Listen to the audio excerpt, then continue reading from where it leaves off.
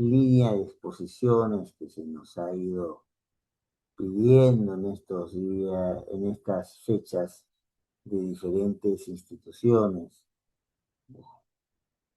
Está pasando algo que eh, es hasta cierto punto novedoso, pero si lo miramos con un poco más de detalle, no lo es tanto. Estoy refiriéndome a la situación de el actual presidente de la República, José María Balcázar. Y digo que es novedoso, pero hasta cierto punto no es tanto. Cuando llegamos a la República, en realidad no había república. Cuando llegamos a la República había un grupo de gente que lo que quería era imponer sus intereses de los más diversos y que en algún momento transó para tratar de canalizarlos a través de San Martín. Como San Martín lo que quería era una monarquía democrática y en eso no iba a haber repartición de torta, San Martín cae frente a la aristocracia del país, muy poco en desgracia. El discurso de Bolívar empata bien, trae tropa, trae fuerza, trae la intención de consolidar, pero cuando Bolívar quiere consolidar para él, también se generan los problemas. Y a eso le añadimos los problemas de salud del mismo Bolívar, el asesinato de Sucre. No olvidemos que el entorno de Bolívar termina declarándole la guerra al Perú. Son cosas que no se suelen mencionar. Y acá lo que entramos es entonces con los ganadores o los que habían participado en la victoria de la guerra, y en el fondo todos querían ser el número uno, y en ese esquema se deja fórmulas como las fórmulas de asambleísticas o fórmulas de una jugar a la napoleónica y tener tres cámaras para que no funcione ninguna. Entonces se juega claramente una estructura donde se tiene el esquema de 1828.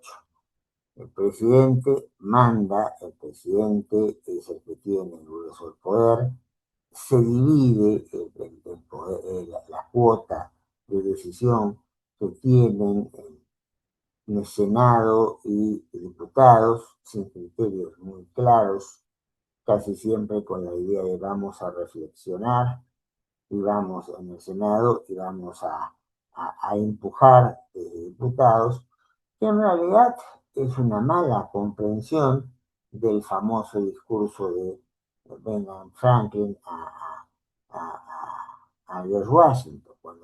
Cuando Franklin le dice, en una práctica muy anglosajona, usted usa el Senado como el platito para que enfríe el té que está muy caliente, se está refiriendo a que no, no puede darle el mismo peso a Delaware y le puede darle el mismo peso a Nueva York. Son 13 colonias, sí, llegaron por 13 convenios distintos, pero no tienen el mismo peso específico. Entonces tenemos que poner algo que neutralice, algo que haga que a Delaware le sea interesante seguirse quedando en la Unión. Ahí el Senado tiene un sentido muy claro, es el gran aglutinador entre los chiquitos y los grandes. Y la Cámara de Representantes representa, como vaya la redundancia, a las fuerzas políticas en su total esplendor. Y para evitar que haya confusiones, las renovaciones son parciales y no son coincidentes. Por lo cual, ahí hay una distribución de las cuotas de poder. Eso no se entendió acá. Y menos aún el federalismo, por una imposible de aplicar en una lógica tan concentrada como la que teníamos desde antes de los españoles. Porque uno da una mirada a cómo se articuló el Imperio Inca y antes cómo se articuló el horizonte Tiahuanaco-Guay, pues la pauta es la misma. La pauta es una potencia hegemónica que sostiene algunas manifestaciones locales, pero hasta ahí. Es decir, que se quiera pasar por encima de eso, desaparece del mapa. Entonces, estamos acostumbrados a una manera de gobernar, de ser gobernados, de tener una sociedad sumamente estratificada, y eso no cambia de la noche a la mañana. Más bien, si con ese tipo de estrategia llegó al poder, eso es lo que está tomando. El factor distorsionante en esta coyuntura y que va a llevarnos a caminos insospechados es cómo de la mano de San Martín y de alguna gente más de la época se trae el discurso, no la prédica, el discurso de un sector liberal europeo. Este sector liberal europeo, entonces lo que va a plantear parte de la idea de un esquema europeo continental donde el núcleo del poder es el parlamentarismo, es el esquema, el núcleo del poder es un parlamento con el cual el rey se había tenido que someter porque ahí estaba el poder económico, ahí estaba el poder militar, y ahí por eso se entendía que se representaba la voluntad general. Entonces, esa no es nuestra situación, pero se dice, si tengo un paquete fuerte, de un lado lo mejor es que le pongo el paquete fuerte del otro. No estábamos entendiendo nada, nada, porque cuando sacamos ciertas cosas de su contexto, puede tener este efectos contraproducentes. Ministros hemos tenido desde siempre. La idea del ministro fue muy clara en su momento. El presidente, el jefe de Estado ya no tiene acción efectiva, no tiene poder efectiva si alguien no le firma el papel, si alguien no le habilita la actuación. O sea, es capacidad de goce, pero no de ejercicio. Tiene una suerte de tutorial para poder manejarse y eso lo convierte de alguien aparentemente muy poderoso a alguien de una figura realmente de un rol secundario o que aparece en momentos especiales para cuando la estantería se nos cae del todo. Bueno, pero acá lo que se quiere es tener a dos fuerzas potentes y esto durante los años lo único que hace es quebrarnos.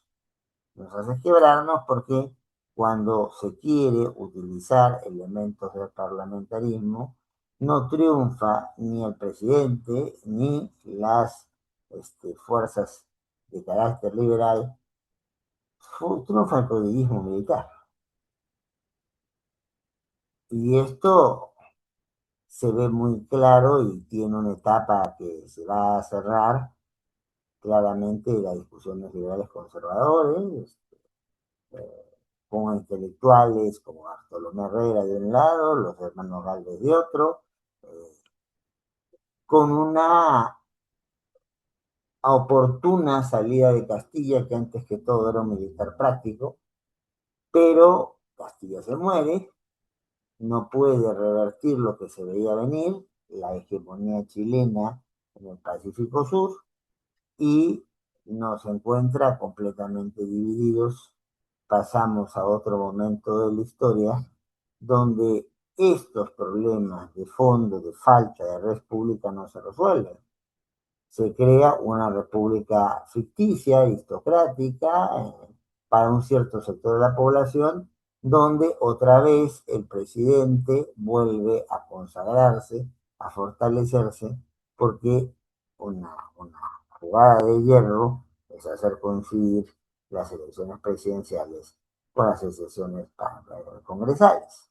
En tanto en cuanto eso ocurre, el jefe de la mayoría del Congreso era el presidente, pero rara vez iba a tener oposición ahí. Le dije que tenemos esos años de estabilización. ¿Qué pasa? Cambian las variables políticas y económicas a nivel mundial. Inglaterra pierde la hegemonía que tenía. Entonces ahí tenemos que buscar a una patria nueva, a alguien que lo que quiere es concentrar todo el poder para hacer del país algo distinto. Estoy hablando de Leguía, que no hay que engañarnos. gana elecciones, no puede hacer lo que quiere, se presenta elecciones, no lo dejan ganar, toma el Estado, hace su constitución para que lo puedan elegir, hace su constitución para que lo puedan reelegir por siempre, y si no es porque ya después de 11 años causa mucha incomodidad, entonces sí, podría haber seguido gobernando eventualmente, pero termina en el panóptico, la cárcel de la época, y según dicen algunos envenenados. Y tenemos un año 1932, que es claramente un año de guerra civil. ¿Qué vamos a tener? Otra vez, si en república, la recomposición de los sectores que van a tratar de manejar el país, primero con una fuerza militar muy fuerte, Benavides, ¿no? Luego hay que optar entre el mundo del eje y el mundo más democrático, es la puerta que se abre con algún sector del Prado y básicamente con Bustamante Heredero, pero allí la historia no se entiende o no se quieren entender los personajes en la historia y los protagonismos nos lleva a una situación de inestabilidad que termina con el golpe de Estado de 1948. Pero hasta allí todo aparentemente tranquilo, pero ¿qué es lo que pasa después? Vamos a ahorrarnos algunos años de historia. Si hay un componente unificado aquí, es que presidente, porque no había habido presidenta, coincide con mayorías congresales, y cuando no coincide con mayorías congresales, pues se toca las puertas de los cuarteles para cambiar el orden de cosas. El problema es que los cuarteles están mucho tiempo entre el 68 y el 75, porque la historia con Moderno es otra, queriendo hacer los cambios para que no se haga la revolución, y hay un desgaste de la credibilidad militar, entonces básicamente, más que la de las Fuerzas Armadas en general, del sector militar en particular, y claro, entonces a eso le viene un gobernante más débil, la crisis del petróleo que aquí se quiso esconder, la quiebra de la economía en 1977 y bueno, vamos a tener que sentarnos con los que nunca quisimos sentarnos para llegar a algún nivel de transacción. Esa es la discusión, ¿no? Pero seguimos en el mismo parámetro. La idea es gobierno fuerte, pero la idea es tener potencialmente un Congreso con atribuciones fuertes. Sobre todo si estaba jugando su partido, un grupo político al cual decía que el Congreso era el primer poder del Estado porque nunca lo habían dejado llegar al Ejecutivo. Entonces, seamos claros. Entonces, aunque suene duro y me pueda tener algunos problemas después, no es solamente una fábula esta de decir que yo no toco a las uvas porque las uvas están verdes. No las toco porque no llego, ¿no? Porque no están al alcance. No estaban al alcance, me bloquearon el poder, me mandaron incluso de encierro dentro del propio país. Y cuando ya quise entrar en condiciones, las realidades, las demandas del país me dejaron desacomodado, quedé fuera de la historia y hubo otras figuras más atractivas para poder capitalizar ese descontento de la gente que reclamaba red pública, reclamaba resultados para todo el país y estaban sistemáticamente excluidos, algunos parcialmente excluidos y otros absolutamente. Entonces, en ese escenario, cuando llegamos al parámetro de 1979, donde se mira España y se copia mal el esquema de la concertación española, porque la concertación española aún así tuvo que forzar para hacer la división territorial, acá no tenía mayor sentido poner a un gran geógrafo a que en función de las condiciones del terreno planteara cómo se vivía el territorio en el país cuando se había venido organizando desde antes de la época de los incas de cierta forma. Entonces lo que vamos es a volver a lo mismo. Lo vamos es a volver a lo mismo, a una figura presidencial fuerte, pero con unas atribuciones duras, importantes, que si uno le decía, parecía una constitución de un Estado europeo continental, con ministros que en alguna época se reunían en Consejo de Ministros, que podían tener voto facultativo, que podían tener eh, voto obligatorio, que tenían que ser, que tenían que tener confianza, tenían que tener censura. Entonces, claro, cuando se debilitan este presidencialismo aparentemente fuerte en torno al presidente y con un Congreso con atribuciones, pero sometido en la cola, se quiebra cuando ya no tengo mayoría parlamentaria, cuando no tengo mayoría congresal para hablar con propiedad. Y esa es la tragedia. Y esa es la tragedia que se va a redondear claramente a partir del año 2016, cuando la señora Fujimori pierde en segunda vuelta las elecciones con el señor Kuczynski por una diferencia muy pequeña entre la segunda vuelta, que es solamente presidencial, y la primera vuelta, que es presidencial guión congresal, y con un sistema que se suma aquí, que es el sistema Belgati-Ont, con lo cual todos los restos electorales, o sea, los que no dieron voto, los que dieron voto en blanco, los que dieron voto en nulo, se van a considerar como votos de la mayoría del grupo que se llama en el Congreso. Pues tenías un grupo que no llegaba más que al 38% y terminó teniendo el 51%. Entonces ahí este esquema presidencialista nuestro comienza a debilitarse, porque claro, el Congreso va comenzando a usar más, no creo que mejor, los mecanismos que tiene y juega a chancar, a debilitar, a pasar a un segundo plano a la presidencia. Kuczynski tiene que irse.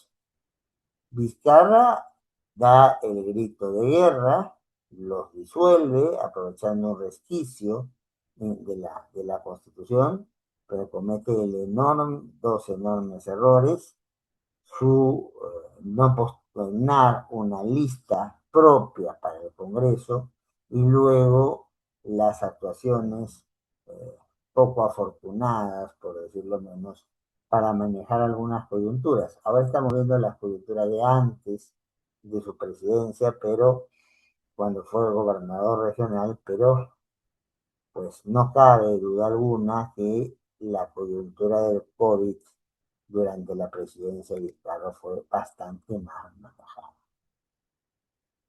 Y entonces, ¿qué nos queda en ese escenario? Bueno, ya ni siquiera presidentes, ya ni siquiera gente elegida en la plancha. Tenemos que recurrir a fórmulas de presidente del Congreso, pero ya no en forma de presidentes del Congreso encargados, como Paniagua planteó su papel. Paniagua, claro, hace aprobar una norma en la cual firman los dos vicepresidentes de la época, una persona muy cercana a él, que todavía sigue haciendo política y de los personajes políticos más honestos del país, y otra persona que estaba más bien en las líderes del fujimorismo, en las antípodas de lo que representaba Paniagua, pero no es tanto. Les hace firmar una ley en la cual dice, oiga, por si acaso, yo no soy presidente.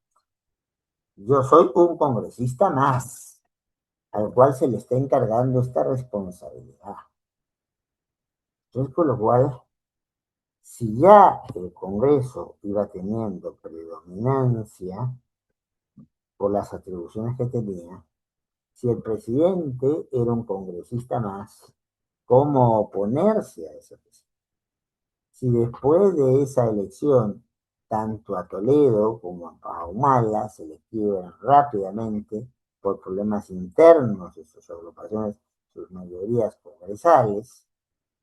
Recuerden que Flores Arauz tiene que terminar siendo presidente del Congreso para salvar la situación y al final de la gestión de Humala había que contar cuántos quedaban porque eran más los que se iban todos los días a fuerzas políticas distintas.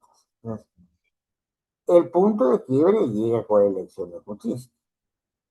Kuczynski es claramente un presidente que no tiene mayoría parlamentaria conversal y que comete el terrible error de decirle a alguien que ha perdido la presidencia por muy poco, que asumía que era la presidencia que le tocaba, refrendarle la cara que le va a partir el partido. Entonces, antes que le parta el partido, terminando partiendo los Kuczynski. Y comenzaron a colocar un Congreso que les ponía, a lo cual ellos controlaban porque tenían mayoría, más unos 4 o 5 votos displicentes de un partido con mucha experiencia política, aunque sea sin arrastre popular, y con eso pues, terminó convirtiéndose durante alguna época el Tribunal Constitucional que nos tocó integrar en la suerte de Senado a falta de, porque tenía que entrar a compensar la vida política completamente descompensada y eso se quiebra cuando una magistrada traiciona la correlación de cabeza que estaba a la cabeza de este tribunal y ahora nadie se lo recuerda y eso se quiebra, termina de quebrarse cuando un magistrado también termina falleciendo por problemas. La salud le jugó una mala pasada. Entonces, en ese escenario ya es un Congreso que no va por encima, es un Congreso que arrasa, es un Congreso que aun cuando pierde las elecciones, no le gusta quien gana las elecciones, le hace la vida imposible, la persona en cuestión hace méritos para eso y lo vatan en una situación donde todavía que yo no me voy a pronunciar porque está siendo judicializada y mientras algo conocen los jueces, el resto callamos. Pero entra pues una señora que no tiene ni siquiera bancada. ¿A quién le van a hacer casos los ministros, las ministras que coloquen? Pues no a ella precisamente. No a ella precisamente. ¿A quién se van a oponer? Recordemos a un ministro de Economía que no era un nuevo en la política y había estado incluso como gobernador regional. Un ministro de Economía dice, ¿para qué me voy a oponer si el Congreso, en el cual no tengo yo bancada, va a insistir con la iniciativa que se ha planteado de ley y mi posición va a ser de acuerdo? Entonces, o sea, pasamos de un proceso de presidencialismo fuerte, dominante, aplastante, a una cuestión por perderse la correlación dentro del poder, a un presidencialismo con Congreso fuerte y con Congreso que termina siendo prácticamente inexistente la resistencia dentro del gobierno. El gobierno les deja hacer. El gobierno de Boluarte no es un gobierno opositor, el gobierno de Boluarte es un gobierno subordinado. Si con alguien tranza el Congreso, es con la señora Benavides para ver a cuánta gente sacan de la lista de los congresistas que iban con muchos sueldos. No con la señora Boluarte. Cuando la señora Boluarte se desgasta por una serie de situaciones, algunas claramente delictivas y otras de poca elegancia, por decirlo menos. No entro más en detalle porque son casos judicializados y algunos a los cuales se les ha puesto la tapa de no judicializarlos, pero hay todos los elementos como para abrirles la puerta. Entonces, comenzamos a prevenirnos de lo que se puede venir, comienzan a aprobarse las leyes pro crimen, comienza a crearse un escenario favorable, se trae una carta de refresco porque ya la imagen está muy desgastada de Boluarte, pero en la misma lógica, el Congreso manda. Lo que pasa que quien llega tiene 38 años, por cumplir 39, quiere ser figura propia y entonces comienza a caer bien a la gente sobre el Congreso y comienza a malinterpretar que su sitio es debajo del Congreso. Y entonces comienzan a sacarle los trapitos, que parece que no tenía pocos, y lo desaparece. Entonces, allí la mejor figura es la figura que no se opone y traemos a una persona, no voy a evaluar su historia, creo que ya parte de ella es conocida, era un abogado mayor, un abogado que había tenido un desempeño importante en su colegio profesional, había sido juez supremo, o sea, una persona que ya en realidad con la presidencia de la República, con más de 80 años encima, ya, digamos, como le estaban dando una jubilación con honores, siendo ni siquiera militante del partido por el cual apuesta por él a la presidencia, era un invitado.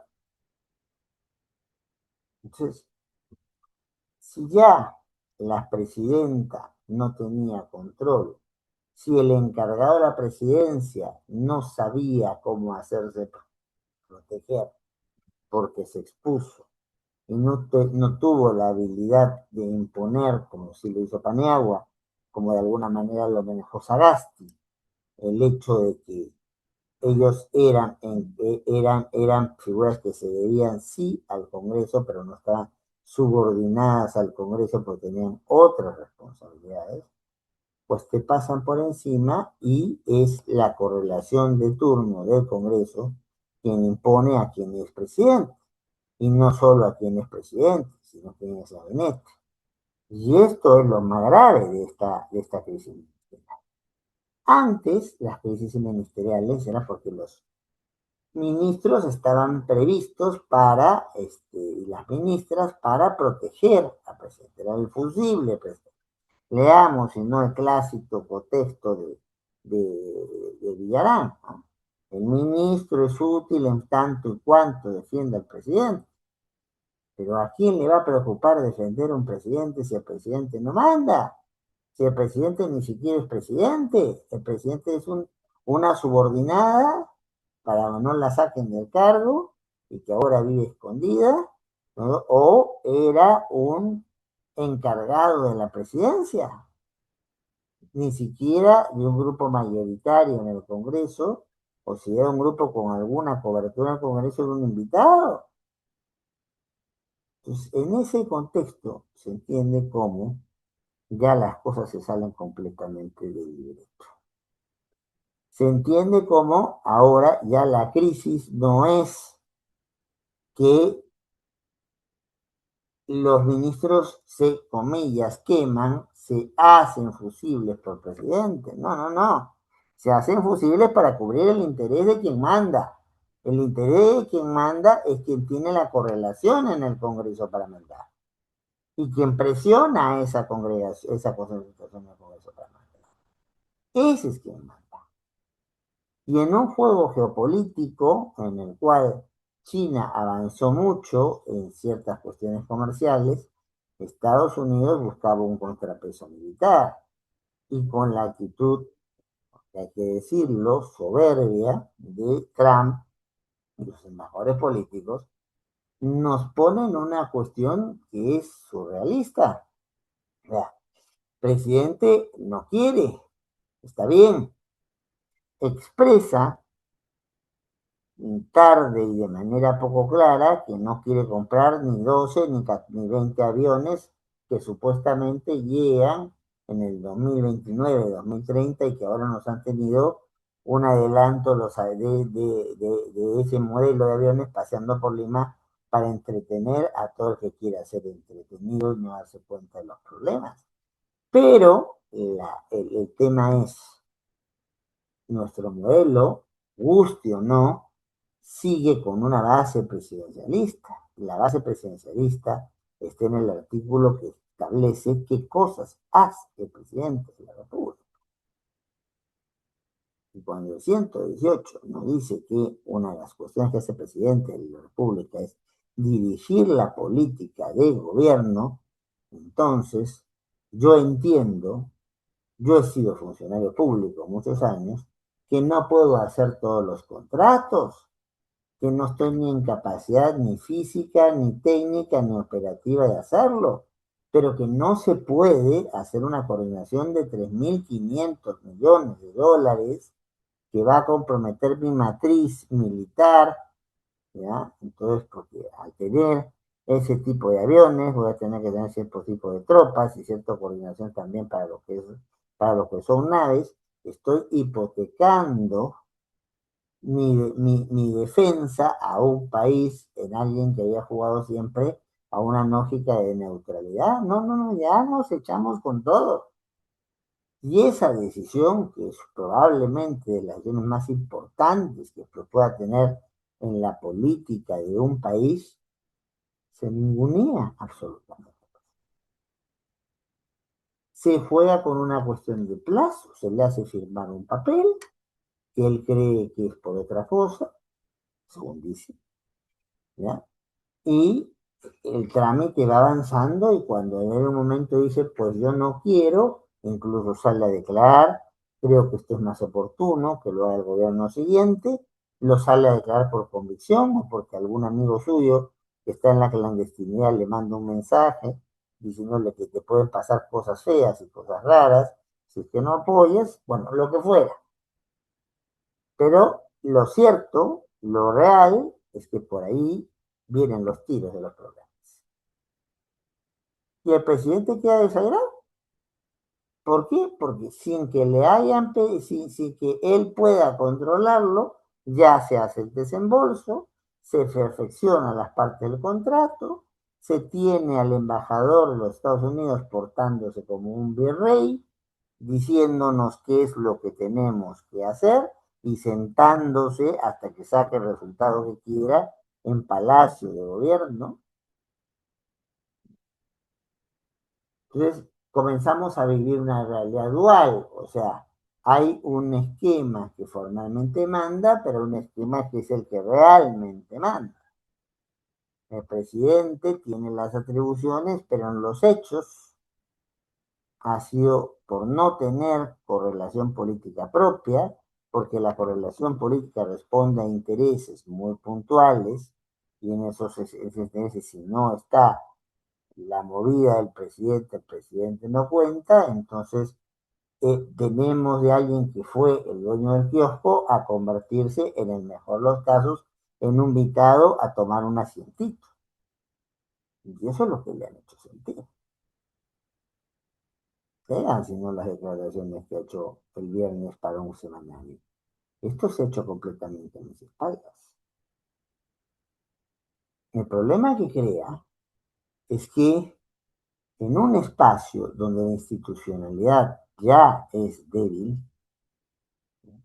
se ha debilitado terriblemente la institucionalidad de la figura de la presidencia de la República. O usted, empresaria, inversor extranjero, invertiría con el señor Balcázar el tiempo que le queda, cuando si 3.500 millones pasan por delante de sus narices y todavía hay dos ministros que cuando él se niega, él dice que no ha tenido que ver, lo llaman mentirosos y algunos de esos ministros terminan condecorándolo sus pares.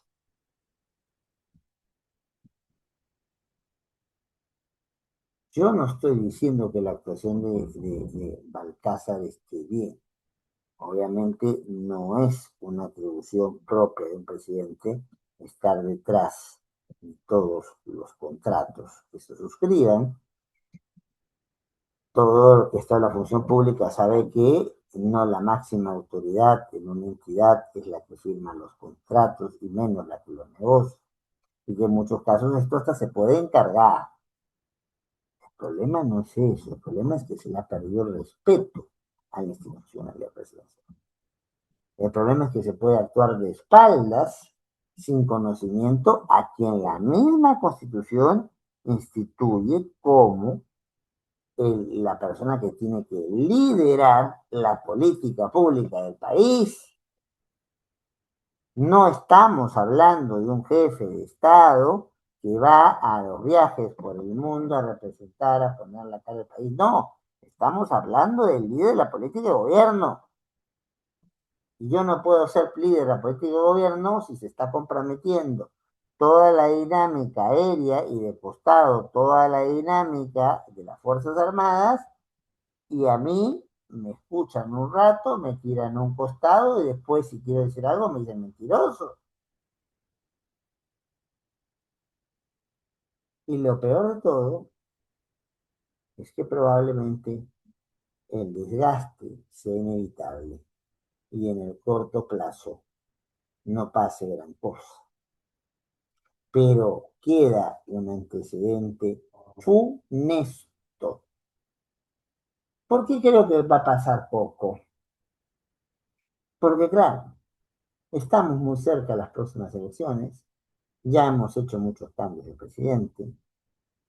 Balcázar ha demostrado que no tiene capacidad de oponerse ni de controlarse en un espacio donde lo que se está pidiendo es a gritos alguien que establezca un poco de orden y un poco de control hasta en el mismo proceso electoral, donde se pide a gritos que haya un poco de orden, un poco de control frente al crimen organizado, cada vez más organizado, con presencia efectiva en cargos públicos, porque acá los lingotes no se los roban, de oro no se los roban los ladrones, ahora se los roba la policía. Y acá hay gente que llega al Congreso y cuando uno ve cómo han llegado al Congreso, no digo todos, no digo todas, hay policías, hay congresistas, hay jueces, hay funcionarios muy honorables. Los otros, que los hay, y todos sabemos cómo ya las economías ilegales, minería, tala, narcotráfico, ya no juegan a coquetear con el funcionario, juegan a colocar al funcionario o a la funcionaria, no nos engañemos. Entonces, en ese esquema, donde alguna de esas fuerzas, por seguir ese juego, se han desgastado, pero no quieren desaparecer del escenario político, van a volarse a Balcázar para correr el riesgo de poner, aunque sea unos días, a alguien que quiera ponerles más en orden, ¿no? Si ya demostraron que no puede él hacer nada contra ellos, pues yo lo dejo hasta el último día, no lo muevo. ¿Para qué? Además, el mismo Balcázar gana. Es una persona que tiene más de 80 años y que si lo quieren implicar de algún delito, con la normativa pro crimen que se ha dictado, Balcázar no va a ir a la cárcel. O sea, si queremos hablar en términos de conocimiento peruano, pues Barbadillo no va a ser un lugar de alojamiento de Balcázar. En el mejor de los casos tendrá que conseguirse un lugar donde vivir y de donde no salir, que es un poco lo que ha pasado con Kuczynski y Chocobanco. ¿Y quién es el afectado frente a esto? No el señor Balcázar, al cual yo tengo, por una cuestión de conocimiento de su hijo y por su trabajo de él en la Corte Suprema, un respeto independientemente de las evidentes discrepancias con lo que ha hecho y con lo que está haciendo. Uno puede ver que los amigos o los conocidos se equivoquen y eso no causarte preocupación, temor, pero tampoco por ser amigo de tus amigos dejas de ser amigo de lo que es lo justo y de lo que es lo correcto. Y si mi amigo se equivoca o mi amiga se equivoca, hay que decírselo. El problema es que nos deja un escenario donde quien llegue a la presidencia de la República va a ser uno de 30 o una de 30. No va a tener mayoría en el Congreso. Va a tener además mayores problemas para entenderse en el Congreso porque van a haber dos cámaras con atribuciones divididas, y sobre todo una Cámara absolutamente fortalecida, porque las partes de León, las competencias más importantes van a estar a su cargo. Estamos hablando del Senado. Un Senado al cual ese presidente, esa presidenta que llegue, no va a poder disolver. Entonces, el dejar un antecedente como este, donde al presidente se le ningunea, se le falta el respeto, no se le toma en cuenta en su atribución constitucional de ser la persona que maneje, la persona que maneje la política de gobierno.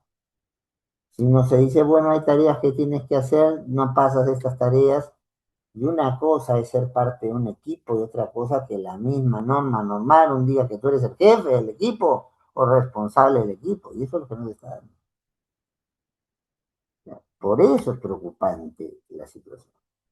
Porque claro, siendo un personaje ya mayor de edad, ya no militante de un partido, sino invitado, lo más probable es que pasen estos días, lo asusten un poco, en el peor de los casos, con una moción de censura, pero sacarlo ¿para qué? ¿Para poner un presidente o una presidenta por 2 meses? No, siempre hay gente que con tal de tener el fajín es capaz de cualquier cosa, pero digamos que no, en términos de continuidad ya parece ser muy poco tiempo para tanto cambio, tomando en cuenta que el gobierno de salida tiene que hacerle la transferencia al gobierno de entrada.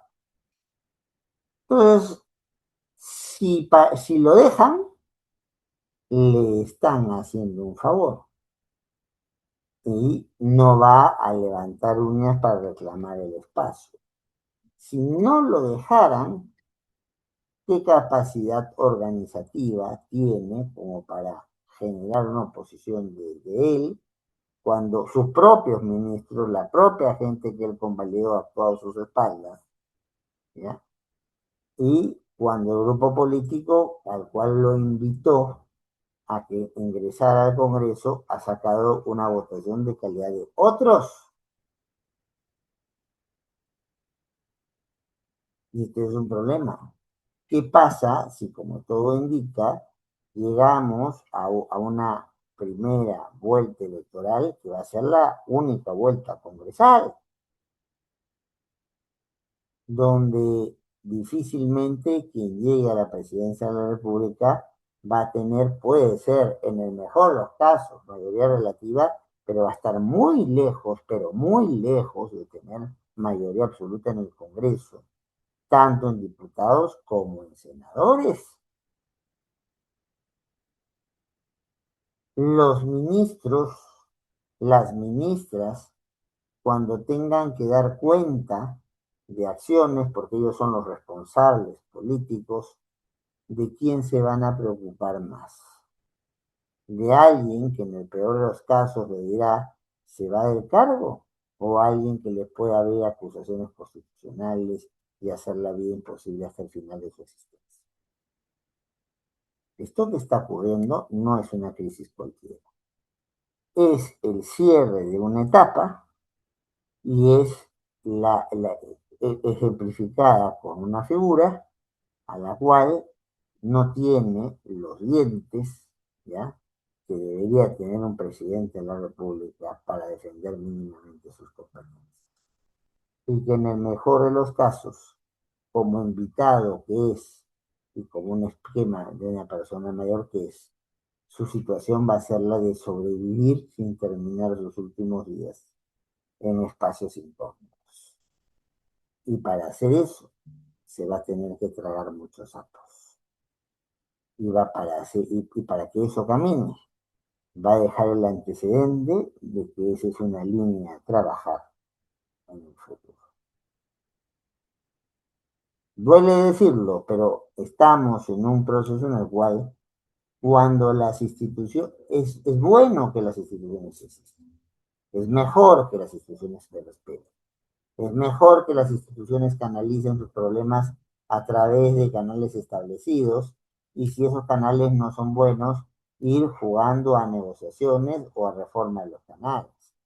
Pero el desconocer el peso que le toca, ya sea un peso efectivo, específico, de actuación concreta, pero con mayor razón un peso de dirección y de responsabilidad, desconocer eso, es conocer que hay reglas de juego y es abrir la puerta a cualquier cosa. Y me temo que, si bien hay explicaciones formales para decir que lo que hizo el presidente Balcázar, diciendo que firmaba documentos que no había firmado o que le hicieron cuento documentos, pero en la práctica, siendo desconocida su decisión en un tema central de política pública, nos ha dejado muy mal parada a la figura del mismo Balcázar y nos ha dejado antecedentes muy peligrosos para cualquier presidente o presidenta que va a venir en una situación similar. No va a tener mayoría congresal y con el agravante que hay a una de las cámaras, la más poderosa de las dos, no la va a poder usar. Me gustaría haber presentado un escenario muchísimo más agradable, más tenue. Yo creo, como les insisto, independientemente de lo que pase con la figura, la persona, lo que se está planteando son escenarios muy complicados donde la misma estabilidad y regulación del régimen político en el cual teóricamente nos manejamos se bate en controversia. Y eso es muchísimo más peligroso que tener a un presidente o una presidenta autoritaria. Porque un presidente autoritario, mal que bien, uno tiene instituciones, tiene reglas, tiene pautas para volverlo a su sitio. Pero si el gobierno carece de potestad, de poder efectivo y de autoridad, de respeto, pues ¿de qué nos sirven las mejores normas?